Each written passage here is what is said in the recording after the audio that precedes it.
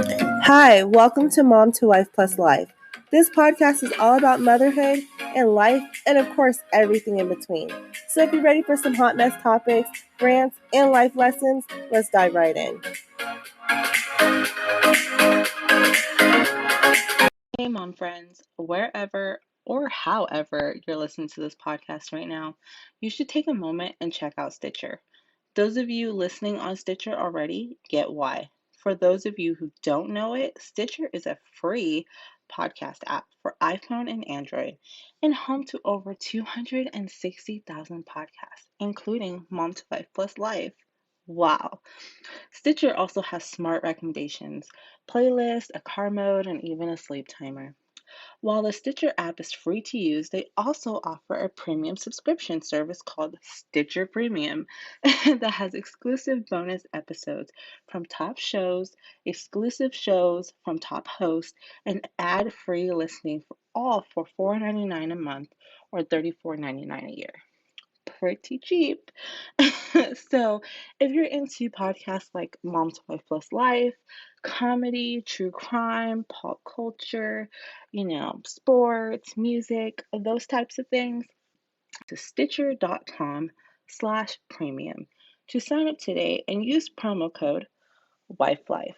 Again, go to Stitcher.com/premium and use the promo code WifeLife on the. Hi, you guys. Welcome back to Mom to Wife Plus Life. I'm your host, Jen. And today I have a really special guest today on. Her name is Roni, and she is an amazing author and an entrepreneur. And I'll just let her introduce herself. Roni? Fashion goes, I've been in the real estate industry as a closer and a realtor and a loan document preparer for almost 25 years this year. And let's see, that's on a professional side of things. My husband's a contractor, so we do remodels and that kind of thing, and I'm his grunt worker on the side. And then on the personal side, we lost our son about 6 years ago, and since then I've written 3 books, and I've tried to use the experience to help others in their parenting. Nice. I love it. And I'm so sorry for your loss of your child. Thank you. So you're kind of like the Property Brothers. Yeah, okay. We are. I was like, let me see if I could understand this. So you're kind of like the Property Brothers, you and your husband. How is that working with your husband, first of all? Because that dynamic, being married already, and then having to work with them. Exactly. It's really funny because I remember in the beginning of our marriage 25 years ago, this year is actually our 25th wedding anniversary as well. Oh. And I remember way back in the beginning, somebody saying, if you guys can build a house together, you'll be together forever. And if you can't, and you fight too much and all that, then you'll get divorced probably in the process of building a house. And so we tested ourselves early on.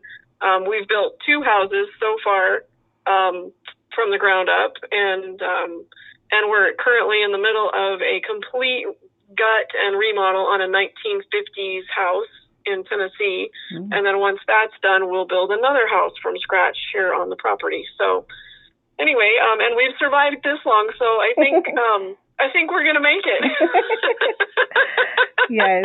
I personally could not work with my husband. We are 2 opposites. I like to get things done, but I'm more relaxed with it, and he is very like, no, it needs to be done like this second. Yeah, and this particular way. And yeah, exactly. Yeah, it definitely took a lot of time to get used to how both of us work and that kind of thing, but we're both pretty anal and about everything. So that does help. But I think the other side of it too is, in marriage, I think you and I talked about this a little bit off the air, is remembering that your goal is the same goal in the end. It's just how you're getting there is a little bit different. Mm-hmm. And so continually having respect for the fact that you both have the same end goal in mind is something that we constantly talk about and remind ourselves about especially when we're in the midst of, I want it done this way. No, I want it done this way. Yes. So, yeah. Well, more power to you, because I couldn't do it. I'm pretty sure there's a lot of women out there who are listening and is married, and they're probably like, yeah, could not do that. Yeah, I've had a lot of people tell me that. Nobody. Like, no, couldn't work with family members either. Just, nope, I thought about it. Nope.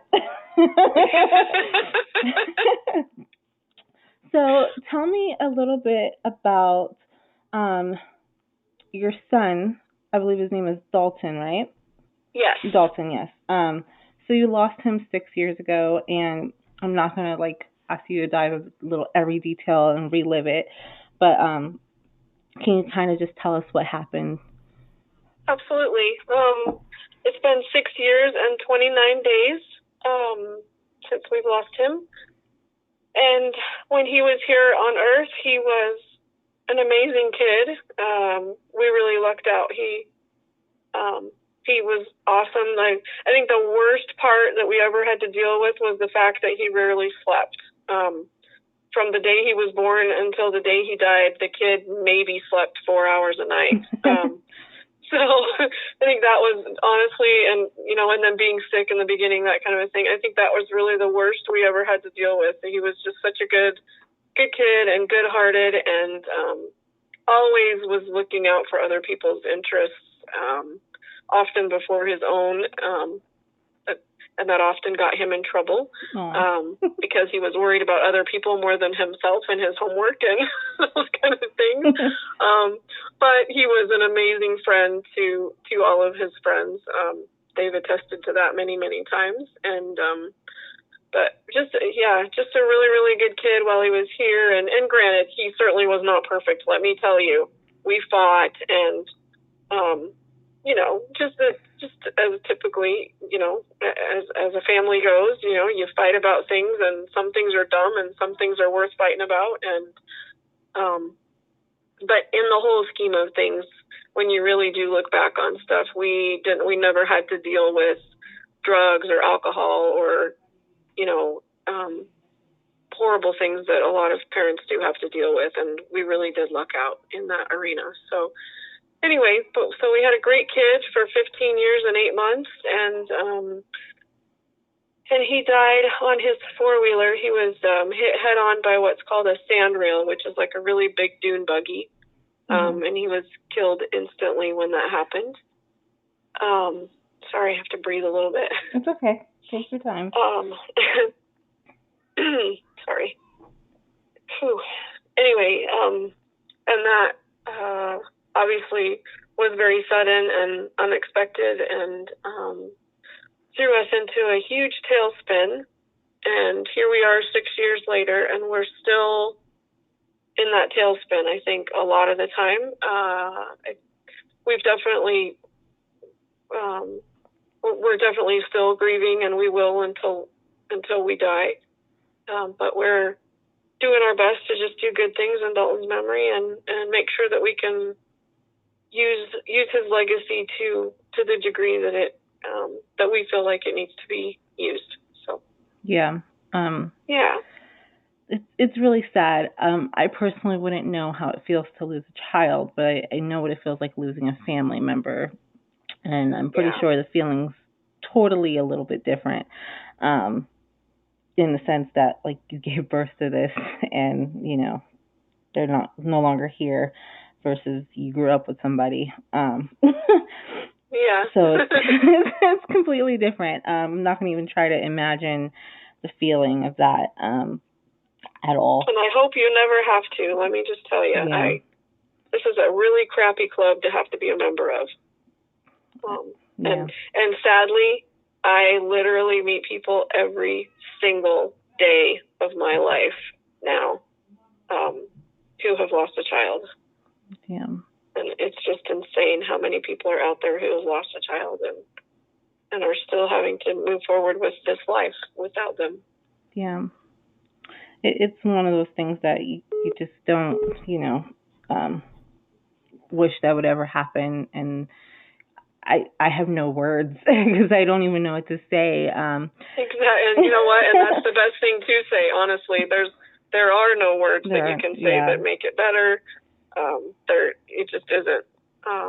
Yeah. So there's when you meet somebody who is grieving, just tell them you don't know what to say, and that's better than anything you could possibly say. Because you certainly don't want to give platitudes, God needed another angel or, other BS like that. When somebody says that to me, I want to punch them in the face. Because God didn't need him more than me.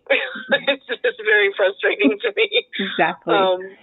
But yeah, so yeah, don't ever give platitudes. Just say, I don't know what to say, but I'm here if you need me. And the other thing is, don't ever say to somebody, please let me know what I can do for you. Just do something. And if you're out and about and you can get them groceries or grab them a gift card for dinner or, that kind of a thing, that's so much more helpful than tell me what I can do for you. Because I can tell you that John and I still to this day cannot tell you what anybody could do for us to help.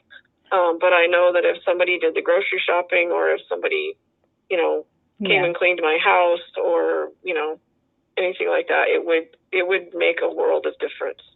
Yeah, I agree. I try to do that, just kind of like take over.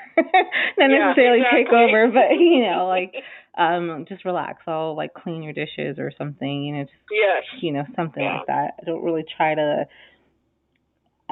what's the word, make them feel better. Right. Because there's no way to make someone feel better like that. How would you, I don't even know how to ask this, but how would you tell other parents, I guess we kind of discussed that already, how to, I don't want to say overcome, because I don't think you ever overcome this. True. How would you help them grieve or help them deal with what they're feeling? In all honesty, I have to tell you that in our case, being around Dalton's friends and making sure that we're always in touch with, not always, but quite often, at least 2 or 3 times a month, we're in touch with his friends and his old girlfriend and, checking in on them and making sure that they're doing okay. And they also remind us that they think about Dalton, which is very helpful to us. But I would also say that if there's anything you can do to help that person be productive, and I always say keep them busy, so that they're not sitting and wallowing in self-pity all the time.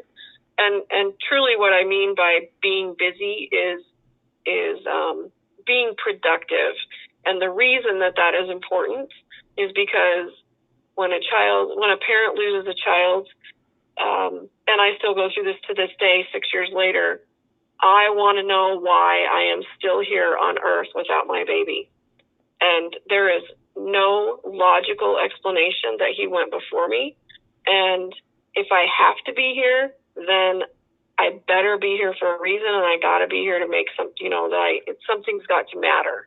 So when I say keep busy, I mean be productive or help them. If you're talking about you helping the griever, help them be productive. Tell them how they are needed, and how they could help you and how they could help your business, or how it's just, if there is anything that you can possibly do to help them be productive and know that there is a reason that they're here on earth, that is wonderful. And it's, again, not platitudes and saying things like, oh, you have so many people here that need you and so many people here that love you. Like, I physically need to know that me being here and me using my skills for something to make a difference in someone else's life is important. Because if I'm here and there's absolutely no reason for me to be, and I don't have anything to do that makes any difference to anybody, there's no reason for me to be here.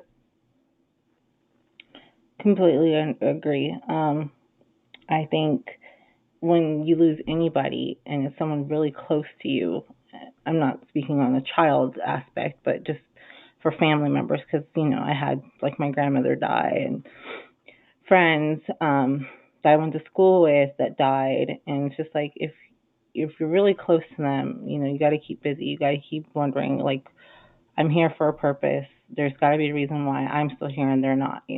Right. That's something to keep in mind. So, if you want to tell me a little bit more about this book, it's called. Hold on, I lost it for 2 seconds. Give me 1 second. This is the mommy brain kicking in. Parenting at Your Best. Powerful reflections and straightforward tips. That I read a little bit of it, like I was explaining to you before we hit record today.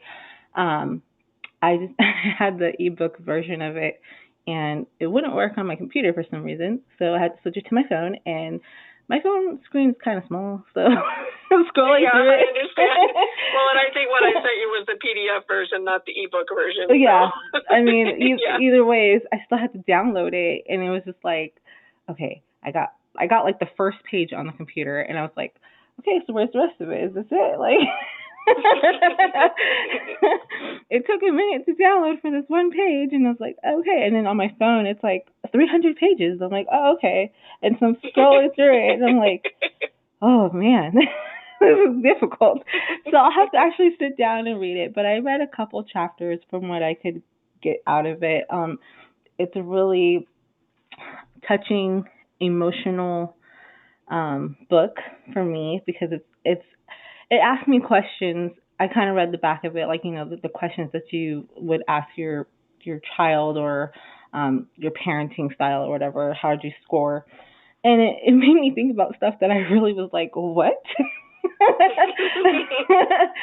So if you could just talk about your book a little bit, and I can kind of go from there. Absolutely. So I've actually got a couple books out. So there's that one. And then my second book is A Parent's Guide for Journaling to Their Child. And both of them are obviously because of what we've gone through with losing Dalton. And it would have been very simple for me to write a grief book to talk about grief. But in all reality, when it all came down to it, and I was kind of posting on Facebook kind of what we were going through and what was going on, and that kind of thing. And then my husband going through all of the regrets that he has been going through since we've lost Dalton. It was kind of just brought to our attention in multiple forms. People saying, wow, you should write a parenting book. And so many people had said that. And so never in my lifetime would I have ever believed that that me, of all people, would write a parenting book. But it actually came about from the regrets and from what people had told us that they took away from our story and that kind of a thing. And so the book itself is 31 chapters, and 30 of those chapters are basically based on what I did in the chapters. Is I did the first portion of the chapter is kind of a story about something that happened in our life with Dalton. And then the second part of each chapter is straightforward tips for parenting at your best. And so what we've done is we've taken certain instances in our life, and whether we did them right or whether we did them completely screwed them up, or could have gone either way. What we've done is just kind of take those moments and then dissected them into additional moments that you could take out and for your child, and to parent more effectively, to be more mindful, to be present, and really trying to give you logical steps in your parenting, so that you're not feeling like, like you're reading some psychologist parenting book or something like that, and they give you all these things that you must do, and you must take care of all these things. And ours is more like for the common everyday kind of parent, like, I can use this in my, as I'm teaching my child about money, or, just simple things. I can use this in teaching my child about music or art, or, anything that you're teaching your child about. But there's just so many different things, using the tools that you've been given, just general everyday things that you can help teach your child. But again, as a parent, just being present in those moments. I know there's so many stories that I could tell you when here I was working 80 or 100 hours a week in my business, and Dalton was on the back burner so many times, because my business always came first. Because you know what, when people are paying you money, they kind of force it on you that they come first. Yeah. And I was really, really bad for the first many years of his life. I was really bad about putting him first and putting my husband first. And I talk about that in the book, about how it took me so long to really realize that, you know, they did come first, and I did need to make time in my life every day and put it in my calendar to be a mom and to be a wife, and, you know, to take time out for dinner and to put my phone away, and, you know, and that my client, and that, you know, and to meet my clients' expectations, but to set the expectations ahead of time with my clients. Like, you know what, I am not going to be on the phone tonight between, you know, 5 p.m. and 8 p.m., or I'm shutting my phone off at 8 p.m., and you can reach me again tomorrow morning at 8 o'clock. So I'm setting limits with my clients, but I'm doing that as setting expectations so that my clients aren't getting angry with me and wanting to use somebody else for their real estate agent because I didn't answer a question for them, you know, at midnight. Because let me tell you, in this business, it happens. People are texting you, calling you, emailing you at midnight, and they want an answer right this moment. Yeah. And so setting expectations in your life, not, you know, in your business, in your personal life, all of that, setting those expectations ahead of time is very important. So again, in this book, there's never, ever been a parenting book written from the backside of parenting before. And if you look out there, you know, even on Amazon or whatever right now, nobody else has lost a child who has written a parenting book.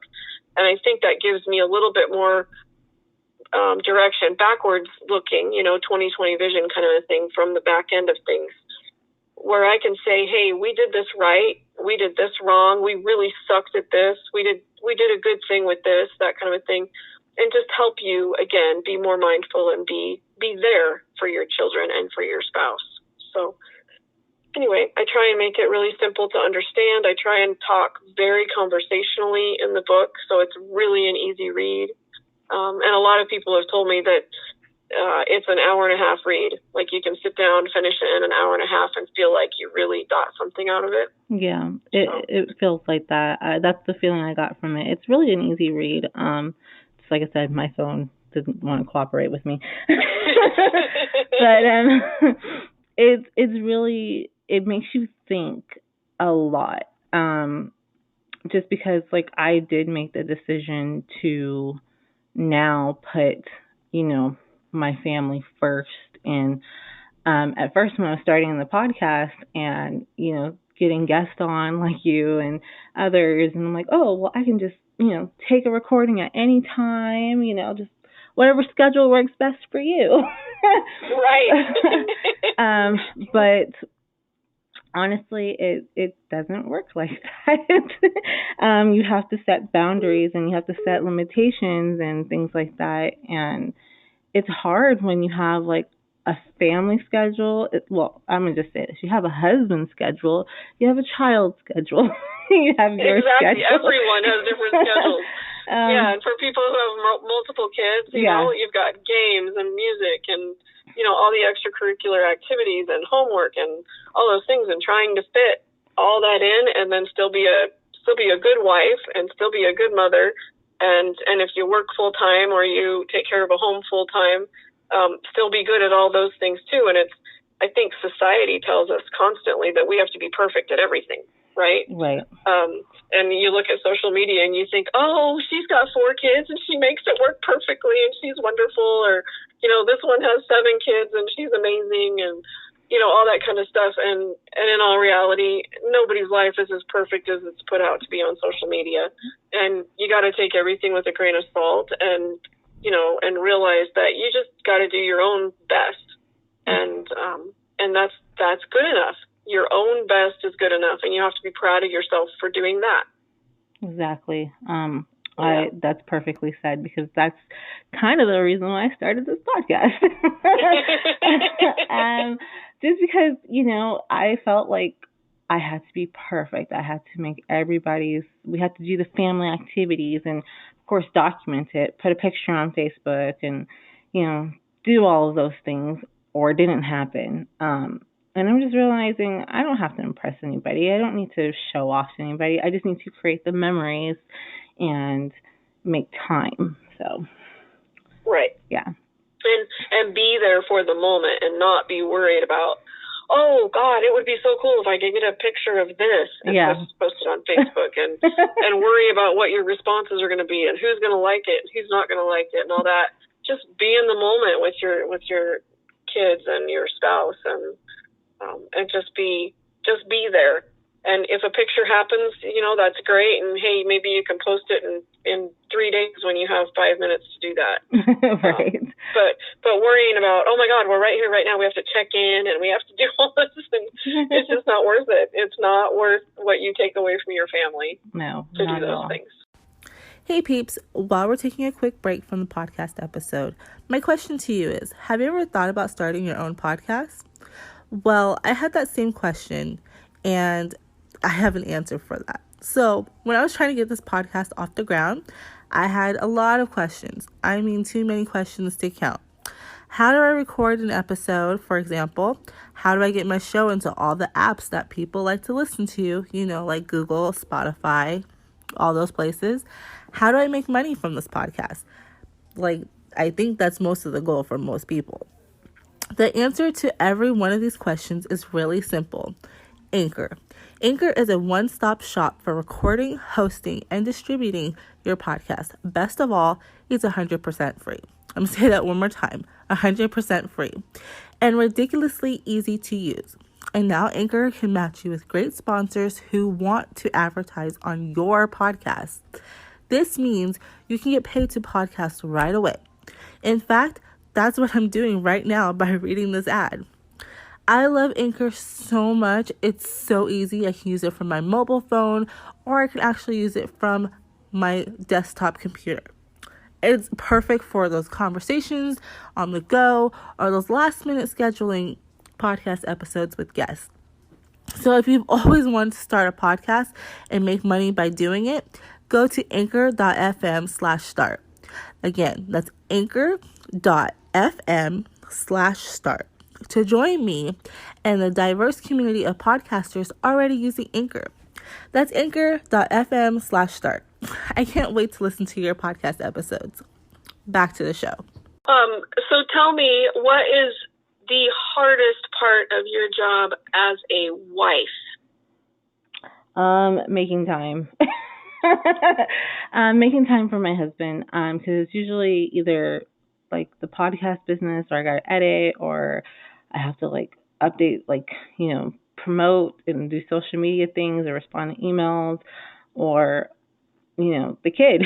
The kid's schedule, I have to get her ready for bath, dinner, whatever project she's got for homework, either something that's happening after school, or sometimes I'm just burnt out from everything else. I just don't want to do anything. So it's mostly the hardest thing is just finding time for each other, because he works and he goes to school. So it's really a balancing act all the time. It's well, tonight we're going to spend time together. We're going to watch our show. And then one of us is passed out on the couch. So I can't finish watching it. So I have to pause it. Right. So it's one of those hard things that it's hard. Time right. is really the hardest part. Absolutely. And do you guys sit down at a dinner table to eat dinner at night together? Yes, we try to do that most of the time. We're always sitting together at some kind of meal time. So whether that's in front of the TV, we're watching Disney Plus, watching a movie, we kind of have quote unquote family night. I call it family night. That's our excuse to sit in front of the TV and watch and eat. Or we'll just sit at the table and kind of talk about our day, or sometimes we do have our cell phones at the table, but usually we're sharing a topic of discussion at the table. So it's based off of that. Awesome. And when you guys go to bed at night, do your phones go with you? My phone does go with me for emergencies, but it is on Do Not Disturb. You literally have to call me 3 times in a row with an SOS to get me to wake up for the call to go through. But it is on for emergency type of thing, just because like sometimes my husband will work late, or he goes to work super early in the morning, so I don't want to miss a call if something happens. I'd rather have my phone next to me versus running into the other room, because I'm a heavy sleeper when I'm really tired. And that's when I quote unquote snore, according to my husband. But I'm really tired. I'm like a log. I do not wake up unless there's a blaring, loud, stupid, annoying noise. So gotcha. Okay. Cool. Yeah. Then when you're putting your daughter to bed at night, what are your rituals? What do you do every single night? Do you bathe her and then you go to her bed? How does your night work? So usually we have dinner time around maybe in 2 hours from this time. So right now it's almost 4. So we usually have dinner around 6. I usually let her have her last 30 to 45 minutes of playtime, and then we get ready for bath time, brush teeth, pajamas, hair. And then I let her have calm down time, because she has ADHD, so she needs that calm down period with no electronics, just relaxing, non-stimulant time. So I let her have that calm down time, and then I usually kiss her goodnight, and if she wants to read a book, we'll read a book. If not, we'll just go to sleep. Gotcha. And do you guys, at any point in your day, do you talk about your highs and lows? What was your best part of your day, or what was your worst part of your day? Usually when everybody comes home, we kind of discuss our days. So usually my husband's the first one home. I'm home all day, so I get to stay at first. But I usually let my husband go first. So usually when he comes home, he tells me what happened at work, and he either got stuff done really fast or not, or he's frustrated. So it kind of lets me know what kind of mood he's in. Same with my daughter. I usually, she's in the tween phase right now. She doesn't want to discuss anything, so it's really pulling teeth. But I usually ask her how was your day? Did you learn anything fun? Or, did you want to go play at a friend's house? Did you want, things like that. I usually try to get her to conversate with me. It's usually when she conversates with me when she enters the front door. I don't understand what the 2-minute walk from the bus stop to the front door, why she won't talk to me. But the minute she gets through the door, she's like, blah, blah, blah, blah, blah. Well, maybe that's her safe place. Once you hit the front door, that's her safe place. I guess. I'm just if your friends are outside, if you want to go hang out with them, let me know. This is the time to let me know if you want to go hang out. Not when you get through the door. So, yeah, I don't know what that's about, but it's okay. Oh, cool. Yeah, it's pretty fun in our house. We try to make it as stressless as possible. Stress-free, right? Yeah, exactly. But we do have our stressful days. We have our days where everybody's in their moods, and it's just kind of okay, everybody's doing their own thing tonight. We'll come together at dinner time, and if not, then everybody's eating separately. But, that's just everybody's mood, so we don't really mess with it and try to fix it. We just let it be. Good. Yeah. Good. Yeah, it's pretty chill at my house. It's fun sometimes. And you guys just moved from your hometown to a place that's totally you guys are just there with just yourselves, and you're just depending on each other. Pretty much. So we literally know, well, I know people now, but when we moved here in July of 2019, we knew literally nobody. And when I say nobody, I mean within 5 to 10 miles of us, nobody. The closest person at the time that we knew was my best friend growing up, and he's about 6 hours away from here. So wow. Yeah. And then the next person over would be my dad. He lives in Mississippi. So we literally know nobody. We moved from Las Vegas to Bentonville, Arkansas, and it has been the best decision that we've made so far in our marriage. And why do you feel like that? Just because we're not stressed out with our bills. We are not stressed out. Well, because in Vegas, our biggest argument was financial stuff. Always has been. And I just thought, like, oh my God, is this what marriage is? We are going to argue about money. But it was really a stressful situation. Our rent was increasing. We were thinking about buying a house, but then we're like, why? It's just about like the same amount of rent or just slightly less, and then we have to qualify, and then, our credit's not that great at the moment because we're so behind on bills and not paying them on time. So it's just a lot of stress, and then, with the whole working and not being there for my daughter and her school functions, neither one of us was available, and we'd always have to take time off, and then, our jobs made us feel guilty about it. So it was just, yeah, not really great.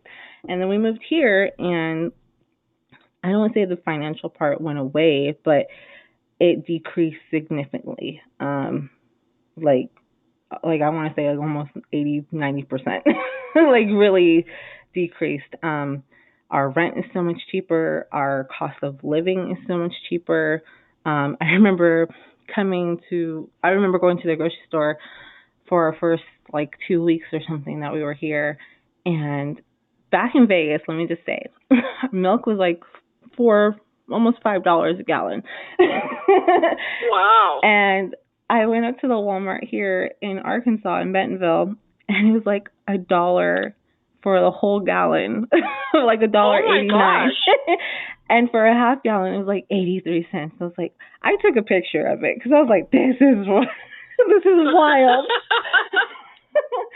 But, simple little things like that, just groceries, like, it's so much cheaper. And you don't really think about it when you're like, you just think, oh, I just need stuff. When you go to the store, you're like, I need milk, I need bread, because you have to have those things. You don't really, you look at the price, but then you kind of like, oh, I need it, so put it in the basket, But when you think about $4 to $5 compared to $1, almost $2, that's huge. So, absolutely, yeah.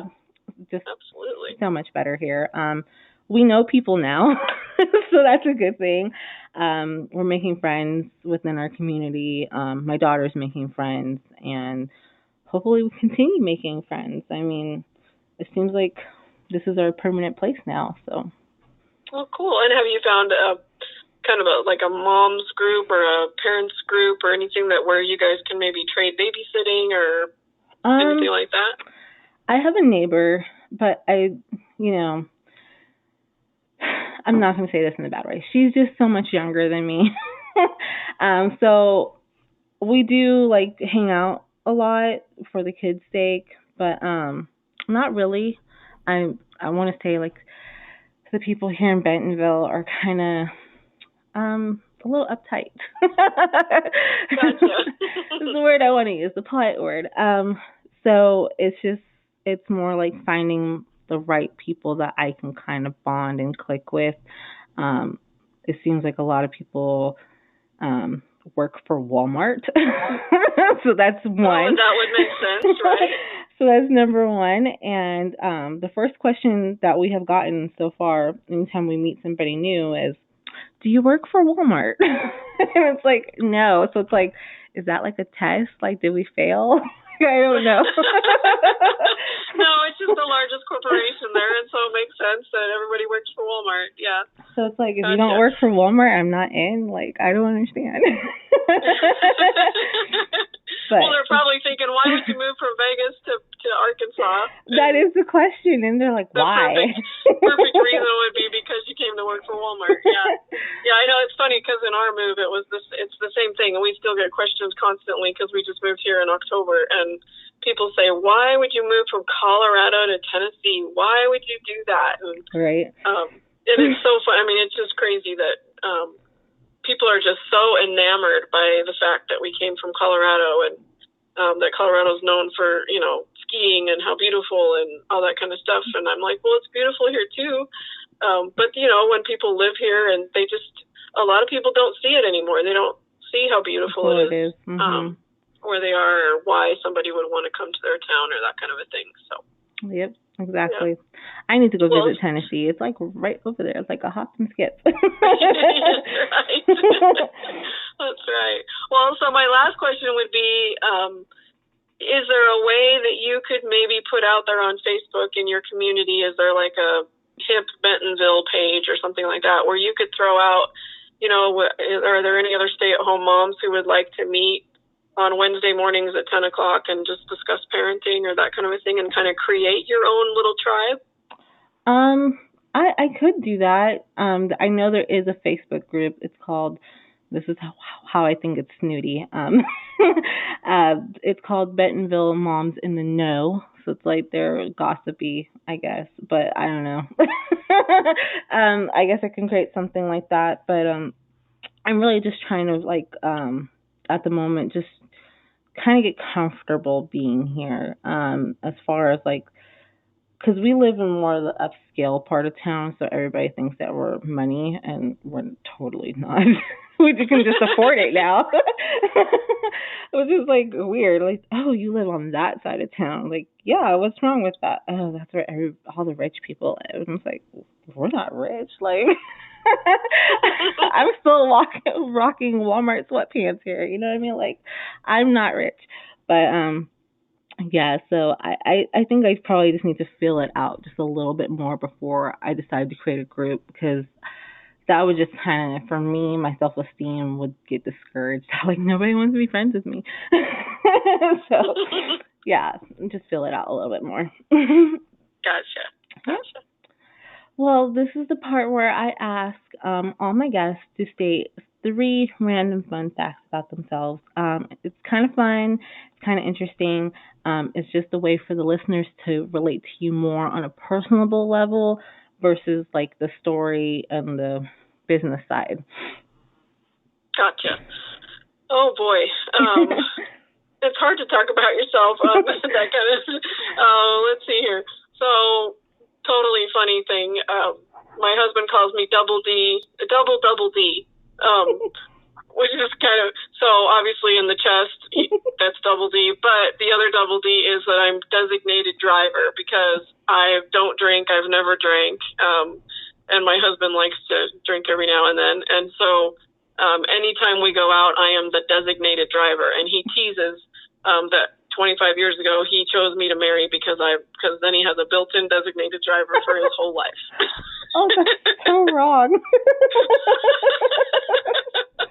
Oh no, I would I'd be no sir. No, oh my gosh, that's funny. That's hilarious. Yeah. Yeah. So let's see, what would be another fun fact? Let's see, we're avid ATVers, and but we had to sell our ATVs, our 4-wheelers. We had to sell them to move to Tennessee. So, but our entire marriage and even before our marriage, we did a lot of riding and that kind of thing. And so to be without our 4-wheelers right now, it almost feels like we're missing a body part or something, because that was something that we did quite often as a family, and since Dalton's died, as the 2 of us. But yeah, Dalton had been on a 4-wheeler since he was 7 months old, and so that's always been a really big part of our life. So hopefully someday here soon we'll be able to afford 4-wheelers again, but we sold them all. So anyway. Wait till springtime when they go on sale. Exactly. Let's see, crazy facts. Let's see. Right now I'm actually doing a 30-day writing course called Writing Your Grief. And every morning I get a prompt that tells me what I'm supposed to write about that day, and write about our grief. And I'm on my 20th day now, and it's been, some of the prompts are really, really good, and they've been really helpful. Other ones are really dumb, and they make absolutely no sense to me, but might make sense to somebody else that's going through the same thing. But anyway, but it's been really interesting to open myself up to that because I've always been a big journaler, a big writer, that kind of a thing, and which is one of the reasons that my second book is about journaling to your child, because I feel like it's so incredibly important that we write to our kids and give them something tangible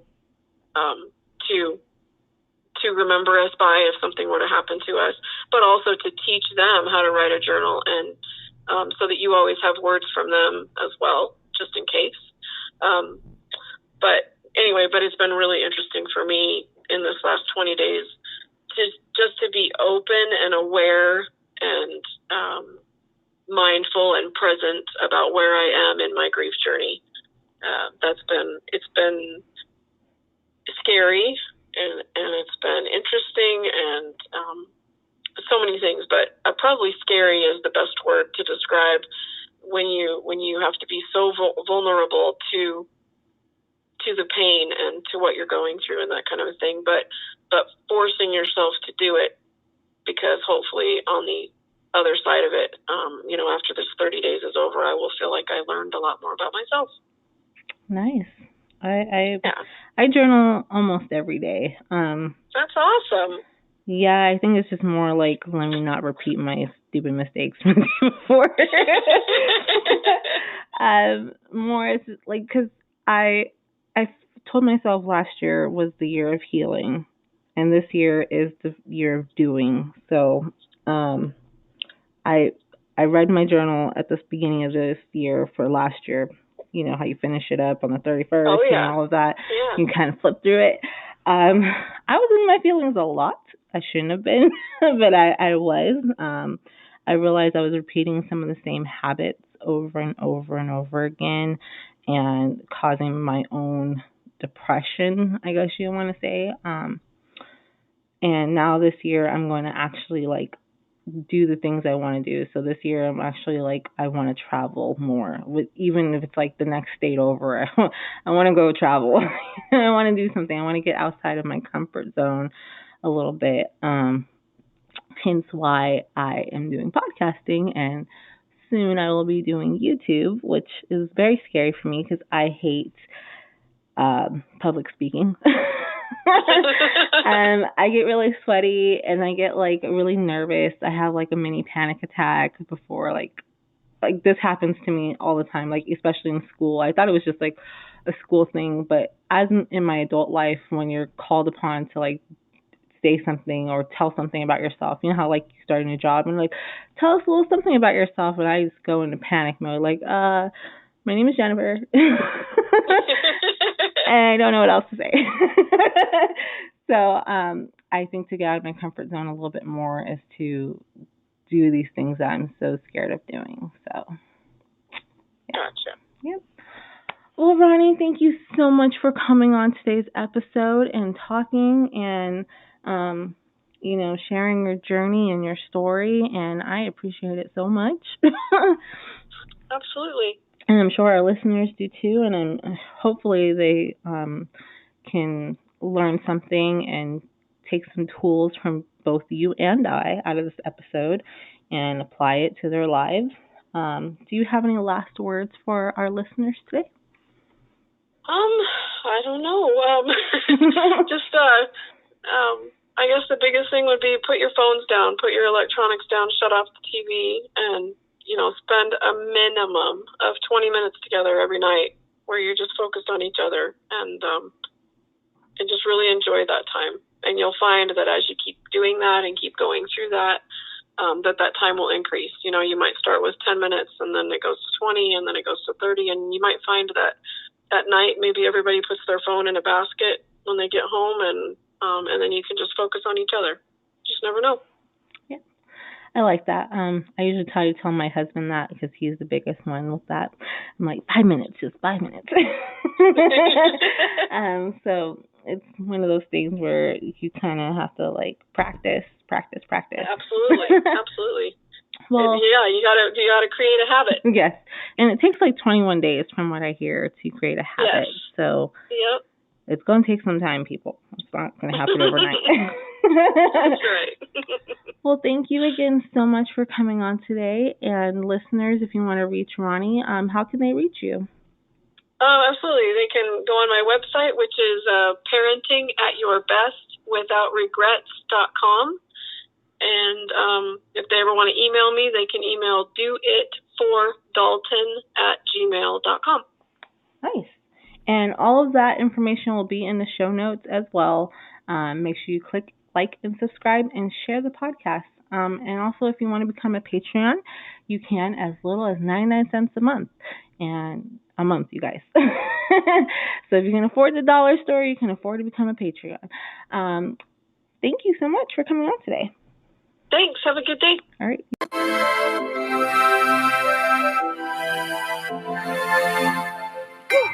Hey, before you go, I just want to say thank you for tuning in today's episode.